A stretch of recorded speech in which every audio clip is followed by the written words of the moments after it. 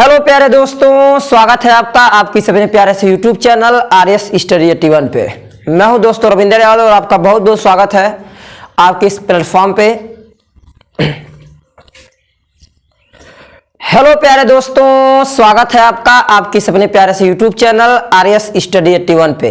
तो मैं आज बात करने वाला हूं आपके क्लास 10th के अंसाल पेपर की मैथ के। तो दोस्तों, जैसा कि आपको इससे पहले मैंने जो है वीडियो एक एक करके अंसाल पेपर के क्वेश्चनों को दिया था और उसके आगे आने वाले क्वेश्चनों की जो कि आपके 2-2 नंबर के क्वेश्चन हैं उनकी मैं आज चर्चा करने वाला हूं। तो चलिए ज्यादा देर न करते हुए मैं चर्चा करता हूं आपके जो है प्रश्न नंबर 1 की, जो कि आपका प्रश्न 2 नंबर का है। सवाल मैंने छाट के आपको एक एक सवाल को बेहतरीन तरीके से समझाने की मैं कोशिश कर रहा हूं। तो दोस्तों चलिए मैं आपके प्रश्न को पढ़ता हूं, इसके बाद हम लगाने का काम करेंगे। ठीक है, चलिए क्वेश्चन आप देख पा रहे होंगे, लिखा है कि 2 समरूप त्रिभुज। तो दोस्तों समरूप का क्या अर्थ होता है, थोड़ा सा मैं इसके बारे में जिक्र करूंगा कि कुछ बच्चे जानते होंगे कुछ बच्चे नहीं जानते होंगे। देखिए, समरूप एक नाम आता है समरूप, एक नाम आता है सर्वांगसम। जैसे एक नाम आता है सत्य, एक नाम आता है क्या आपका असत्य। वही कहानी यहाँ पे इनमें भी संबंध होता है। समरूप में और सर्वांगसम में थोड़ा सा अंतर होता है। देखिए दोस्तों, सर्वांगसम का अर्थ होता है कि जिस आकृति का कोई वस्तु हो, एक उसी की आकृति का सेम कोई दूसरी वस्तु हो, तो उसको कहते हैं समरूप है। क्या है? समरूप। नहीं समझे? डोंट वरी, मैं फिगर समझाता हूं आपको। सुनिए, जैसे मैं कह दूं ये मेरा एक वृत्त बना हुआ है और इसके बगल में भी एक मेरा ये वृत्त बना हुआ है। अब वृत्त की पहचान कैसे करेंगे? तो वृत्त की मान लीजिए ये केंद्र है। अगर इसकी ये त्रिज्या आपकी 4 सेमी की है और इसकी भी ये त्रिज्या आपकी 4 सेमी की है, और इसी तरह का स्ट्रक्चर एक बनाते हैं वृत्त। यहाँ पे आपका अगर ये आपका 4 सेमी का है और दोस्तों इसी की आकृति का एक ऐसे बनाते हैं, ये आपका सपोज दैट 6 सेमी का है। कितने का है? 6 सेमी का। तो इन दोनों प्रश्नों में, किनमें दोस्तों? इन दोनों प्रश्नों में मैं इनको कहूंगा कि ये मेरे क्या है? ये सर्वांगसम है। क्या है? सर्वांगसम। सर्वांगसम क्यों है? मेरी बातों को थोड़ा समझने की कोशिश करिएगा। देखिए, मैंने कहा सर्वांगसम का अर्थ होता है एक जैसी आकृति हो, हूबहू दूसरी आकृति भी वैसी ही हो, उसको कहते हैं सर्वांगसम। या आपकी सिंपल भोजपुरी भाषा में क्या कह सकते हैं कि सर्वांगसम का अर्थ होता है कि एक आकृति के ऊपर दूसरी आकृति को रख दे।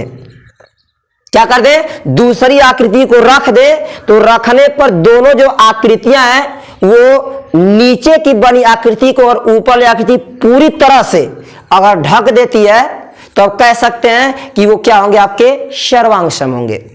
ठीक। जबकि समरूप में क्या होता है? समरूप में देखिए, समरूप का अर्थ है सम समान, और रूप मीन्स रूप में केवल हो, साइज में समान ना हो, केवल समान दिखने में लगे। क्या करने में लगे? दिखने में। कि नहीं, ये भी आपका वृत्त है, ये भी आपका वृत्त है, लेकिन इनके साइज में अंतर हो, एक बड़ा हो और एक क्या आपका छोटा, तो ये सब कहलाएंगे आपके क्या? समरूप।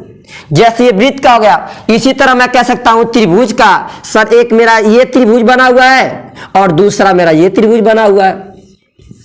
अब ये दोनों त्रिभुज सर्वांगसम तो नहीं है, सर्वांगसम नहीं है, लेकिन समरूप हो सकते हैं। इसका भी नाम त्रिभुज है, इसका भी नाम क्या है? त्रिभुज। तो ये आपका समरूप हो गया। क्लियर? चलिए, तो मैं क्वेश्चन के ऊपर पढ़ते हैं, आपको फिर समझाने की कोशिश करता हूं। ठीक है, चलिए क्या कह रहा है प्रश्न आपका? कह रहा है 2 समरूप त्रिभुज। समरूप का मैंने बताया बेहतरीन तरीके से, आपको कॉन्सेप्ट बताया कि समरूप में और सर्वांगसम में क्या अंतर होता है। समरूप का केवल अर्थ होता है केवल उसी की आकृति का दिखे। ठीक ना? चलिए, तो कह रहा 2 समरूप त्रिभुजों की ऊंचाई क्रमशः 3 सेमी और 4 सेमी है। कितना है? 3 सेमी और 4 सेमी। तो मैं आपको समझाने की कोशिश करूं हल्का सा, और आप जो लोग पढ़ेंगे बहुत अच्छी बात है। क्या इसके लिए फॉर्मूला आता है? क्या फॉर्मूला आता है दोस्तों? आता है त्रिभुज का क्षेत्रफल बराबर भुजाओं का स्क्वायर करते हैं। भुजाओं क्या करते हैं? स्क्वायर।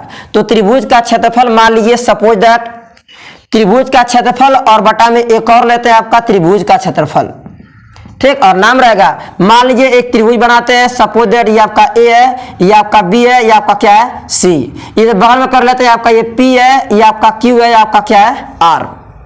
अगर दोनों समरूप हैं तो इनको कोड भाषा में आप कहेंगे ए बी सी। दोस्तों ध्यान से देखिएगा, समरूप को दिखाते हैं इस तरह से कि त्रिभुज ए बी सी समरूप है त्रिभुज पी क्यू और किसके आपका आर के। और ये समरूप होने के लिए एक मैं थोड़ा सा और डिटेल से अंदर जाऊं थोड़ा सा इनमें, तो मैं सिखाऊंगा आपको क्या कहानी होती है। तो दोस्तों इसमें एक नियम आता है ए नियम। ए एक मतलब एंगल, यानी उन दोनों त्रिभुजों में अगर एक कोण कॉमन मिल रहा हो, यानी एक कोण 60 का इसमें का भी और उसमें का भी 60 का हो, तो थोड़ा सा हम लोग कह देते हैं कि 100% ये जो बनने वाला दोनों त्रिभुज है वो कैसा दिख रहा है, समरूप दिख रहा है।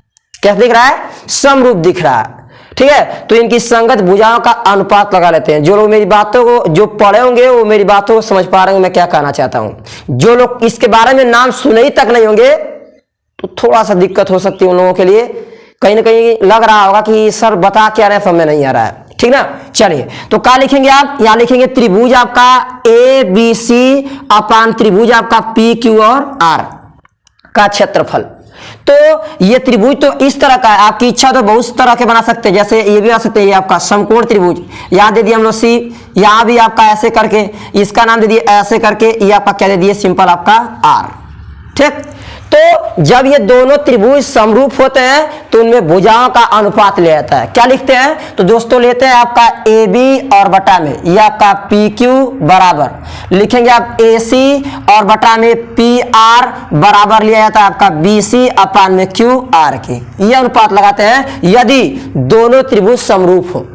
क्या हो, दोनों त्रिभुज समरूप हो। तो यहां त्रिभुज ए बी सी का क्षेत्रफल और त्रिभुज आपका पी क्यू आर त्रिभुज का क्षेत्रफल बराबर।